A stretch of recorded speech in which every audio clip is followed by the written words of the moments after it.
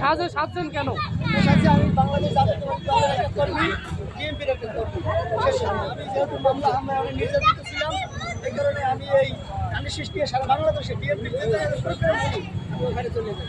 আমার নিজের অর্থায়নে কারো কোনো ডাক পাই নাই, আমার নিজের অর্থায়নে আমি কাছে। তাই আজকে এই প্রোগ্রামের আপনার বাসা কোথায়? বাড়ি হলো টঙ্গী থানা, শ্রীরামপুরি নোয়ান কাছাখালী গ্রাম। এটা কি পটুয়াখালী জেলার মধ্যেই যাইবেন সব জায়গায়? এটা সারা বাংলাদেশ আমি বিএনপি প্রোগ্রাম যেখানে আছে আমি সেখানে আছি। এত জায়গার প্রোগ্রাম কভার করবেন কেমনি? একদিনে না, যেমন আমি এক একদিন এক এক জায়গায় যাই। তাই তাই আলতাফ চৌধুরীকে ভালোবাসেন এই জন্য আসছেন? ইয়ার 22 মাস যেমন আলতাফ হোসেন চৌধুরী পটুয়াখালী আকাশনে মাটি ও মানুষের নেতা, যেহেতু সে ছাড়া বিকল্প কোনো নেতা নাই এই পটুয়াখালী আকাশনে। আমি তাকে 2001 থেকে ভালোবাসি এবং 2001 থেকে তার যখন আমাদের কামত আলী সাহেব ছিল, তারপরে সে ছাড় আসছে। ওই ছাড়ের হাত ধরে আমরা এই রাজপথে আছি, এই মাঠে আছি, যতদিন বেঁচে ততদিন থাকবো ইনশাল্লাহ।